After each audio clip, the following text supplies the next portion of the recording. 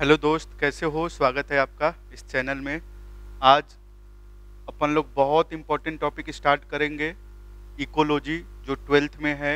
NEET point of view से बहुत important है और इसका ऑन एन एवरेज हर साल नीट में 10-12 क्वेश्चन जरूर आते हैं। इससे 4 चैप्टर है, चारों चैप्टर से मिला के 10-12 क्वेश्चन जरूर आते हैं।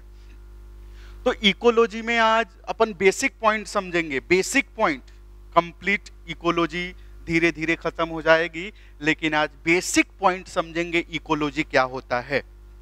आ जाइए समझते हैं इकोलॉजी क्या होता है। इकोलॉजी मतलब कि ऑर्गेनिज्म एंड इन्वायरमेंट के बीच का इंटरेक्शन ही इकोलॉजी कहलाता है। ऑर्गेनिज्म एंड इन्वायरमेंट के बीच का इंटरेक्शन ही इकोलॉजी कहलाता है। लेकिन ध्यान से सुनना है, ऑर्गेनिज्म और इन्वायरमेंट के बीच में कैसा इंटरेक्शन होता है, इसको समझने के लिए सबसे पहले ऑर्गेनिज्म को समझना पड़ेगा। ऑर्गेनिज्म प्लांट भी हो सकता है, ऑर्गेनिज्म एनिमल भी हो सकता है, ऑर्गेनिज्म माइक्रोब्स भी हो सकता है। मैं आपसे बता रहा हूं कि पढ़ाई इकोलॉजी की कर रहे हैं। मैंने कहा कि ऑर्गेनिज्म प्लांट भी हो सकता है, ऑर्गेनिज्म एनिमल भी हो सकता है, ऑर्गेनिज्म माइक्रोब्स भी हो सकता है। प्लांट भी लिविंग है, एनिमल भी लिविंग है, माइक्रोब्स भी लिविंग है।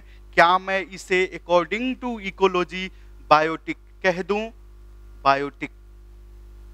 मैंने बोला कि ऑर्गेनिज्म और इन्वायरमेंट के बीच के इंटरेक्शन को ही इकोलॉजी कहा जाता है।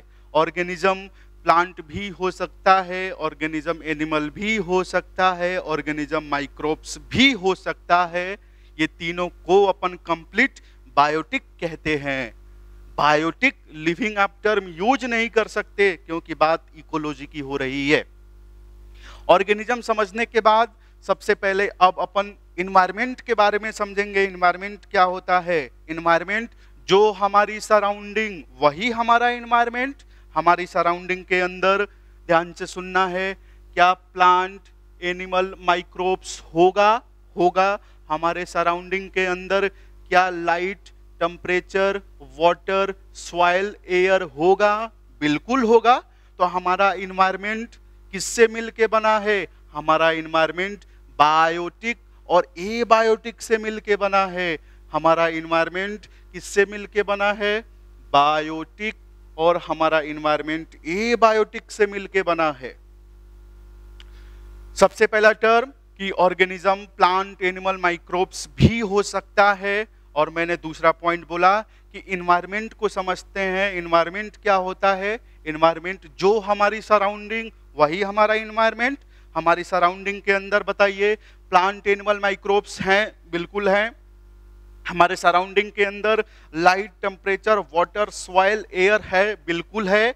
ये बायोटिक को रिप्रेजेंट करता है और ये एबायोटिक को रिप्रेजेंट करता है। मतलब बायोटिक और एबायोटिक ही मिलके इन्वायरमेंट बनाएंगे। बायोटिक और एबायोटिक ही मिलके इन्वायरमेंट बनाएंगे। ऑर्गेनिज्म और इन्वायरमेंट को समझने के बाद, लेकिन अभी तक ये पता नहीं चला कि ऑर्गेनिज्म और इन्वायरमेंट के बीच में कैसा इंटरेक्शन होता है। इसको समझने के लिए हमें इकोलॉजी के टर्म को ब्रेक करना पड़ेगा। इकोलॉजी के टर्म को ब्रेक करना पड़ेगा। इकोलॉजी का टर्म दो भागों में ब्रेक होगा, एक उकायूस और एक लोगोस।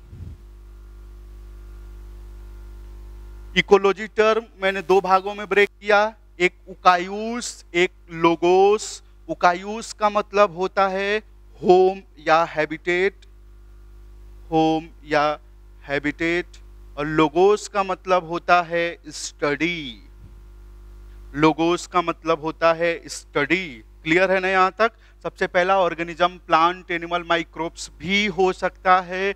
और इन्वायरमेंट मैंने कहा जो हमारी सराउंडिंग, वही हमारा इन्वायरमेंट। हमारी सराउंडिंग के अंदर प्लांट, एनिमल, माइक्रोब्स हैं? बिल्कुल हैं। जो बायोटिक को रिप्रेजेंट करेगा। हमारे सराउंडिंग के अंदर light, temperature, water, soil, air हैं? बिल्कुल हैं। ये एबायोटिक को रिप्रेजेंट करेगा। बायोटिक और एबायोटिक ने ही मिलकर इन्वायरमेंट बनाया। दूसरा पॉइंट कि ऑर्गेनिज्म और इन्वायरमेंट के बीच में कैसा इंटरेक्शन, इसको समझने के लिए मैंने इकोलॉजी के टर्म को ब्रेक किया। मैंने 2 पॉइंट में इकोलॉजी को ब्रेक किया है, एक उकायूस और एक लोगोस। उकायूस का मतलब होम या हैबिटेट, लोगोस का मतलब स्टडी। चलिए समझते हैं कि हमारे ऑर्गेनिज्म और एनवायरनमेंट के बीच का कैसा इंटरेक्शन होता है। आ जाइए, मैंने बोला कि ऑर्गेनिज्म का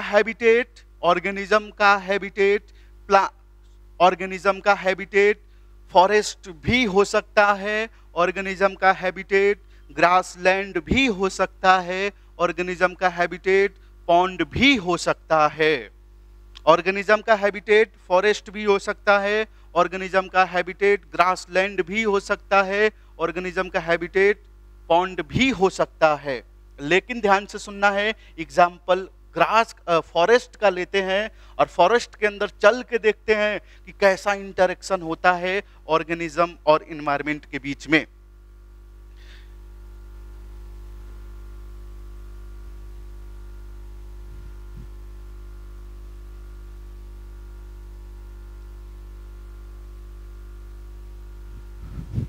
चलो आ जाओ। सबसे पहला टर्म मैंने क्या कहा कि इकोलॉजी को जब मैंने ब्रेक किया था, 2 भागों में मैंने ब्रेक किया था, एक उकायूस और दूसरा लोगोस। उकायूस का मतलब होम या हैबिटेट, लोगोस का मतलब स्टडी। और मैंने कहा था ना, उकायूस का मतलब होम, लोगोस का मतलब स्टडी। अरे ऑर्गेनिज्म का हैबिटेट फॉरेस्ट भी हो सकता है, ऑर्गेनिज्म का हैबिटेट फॉरेस्ट भी हो सकता है, ऑर्गेनिज्म का हैबिटेट ग्रासलैंड भी हो सकता है, ऑर्गेनिज्म का हैबिटेट पॉन्ड भी हो सकता है, और ऑर्गेनिज्म का हैबिटेट बहुत कुछ हो सकता है। लेकिन आज अपन फॉरेस्ट के बारे में समझेंगे, फॉरेस्ट के थ्रू समझेंगे कि ऑर्गेनिज्म और एनवायरनमेंट के बीच में कैसा इंटरेक्शन होता है। आ जाइए, ये मैंने बोला कि ये हमारा फॉरेस्ट है, ये मैंने ऑर्गेनिज्म का हैबिटेट फॉरेस्ट लिया है। बताइए हमारा फॉरेस्ट किससे मिलके बनेगा? हमारा फॉरेस्ट हमारे एनवायरनमेंट से मिलके बनेगा। अरे मैंने बोला है ना, एनवायरनमेंट का मतलब जो हमारी सराउंडिंग वही हमारा एनवायरनमेंट। तो हमारा फॉरेस्ट किससे मिलके बनेगा? हमारा फॉरेस्ट भी एनवायरनमेंट से मिलके बनेगा। हमारे एनवायरनमेंट के अंदर बताइए प्लांट, एनिमल, माइक्रोब्स आएंगे, बिल्कुल आएंगे। हमारे फॉरेस्ट के अंदर light, temperature, water, soil, air आएगा, बिल्कुल आएगा।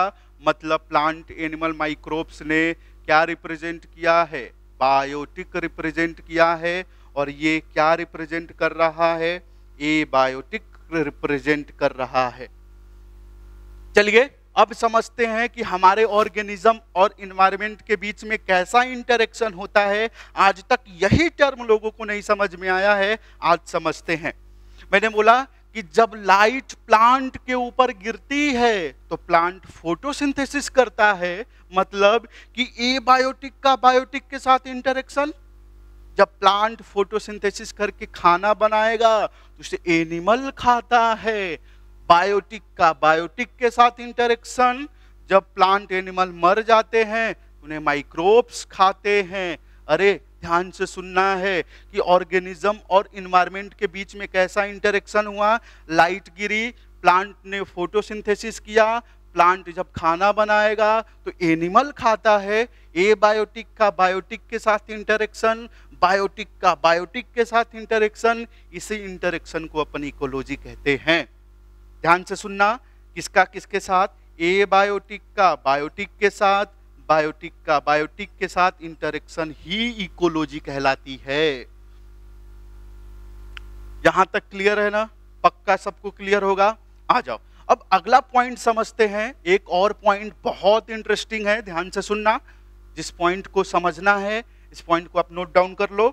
मैंने कहा कि ऑर्गेनिज्म और एनवायरनमेंट के बीच का इंटरेक्शन, ऑर्गेनिज्म और इन्वायरमेंट के बीच का इंटरेक्शन ही इकोलॉजी कहलाता है।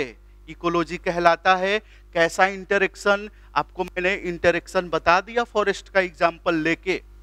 आज तो मैं ये भी कहूंगा कि ऑर्गेनिज्म से इन्वायरमेंट को और इन्वायरमेंट को ऑर्गेनिज्म से फर्क पड़ता है।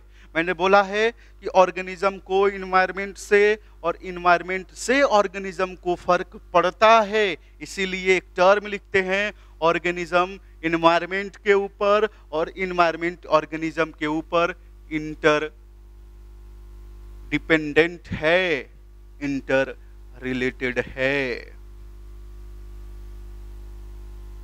आ जाइए एग्जाम्पल से समझते हैं, नहीं समझ में आया तो। मैंने बोला ऑर्गेनिज्म इन्वायरमेंट के ऊपर और इन्वायरमेंट ऑर्गेनिज्म के ऊपर इंटर डिपेंडेंट है, इंटर रिलेटेड है। ऑर्गेनिज्म से इन्वायरमेंट को, इन्वायरमेंट से ऑर्गेनिज्म को फर्क पड़ेगा। कैसे पड़ता है? चलो एग्जाम्पल के थ्रू समझते हैं। अगर आपके रूम का टेम्परेचर बढ़ा दिया जाए तो आपको पसीना आ जाएगा, अरे इन्वायरमेंट से ऑर्गेनिज्म को फर्क पड़ा है। दूसरा पॉइंट ध्यान से सुनना, मान के चलो कि टेम्परेचर नहीं बढ़ाते हैं। अगर जिस रूम में 100 लोगों की कैपेसिटी है, अगर उस रूम में मैं 200 लोगों को बैठा दूं तो टेम्परेचर अपने आप बढ़ जाएगा। ऑर्गेनिज्म से इन्वायरमेंट को फर्क पड़ा है, इसीलिए तो मैंने कहा कि ऑर्गेनिज्म इन्वायरमेंट के ऊपर, इन्वायरमेंट ऑर्गेनिज्म के ऊपर इंटर डिपेंडेंट, इंटर रिलेटेड है। मैंने सबसे पहले बोर्ड पे ऑर्गेनिज्म लिखा। जब मैंने इकोलॉजी पढ़ाया तो सबसे पहले मैंने बोर्ड पे ऑर्गेनिज्म लिखा।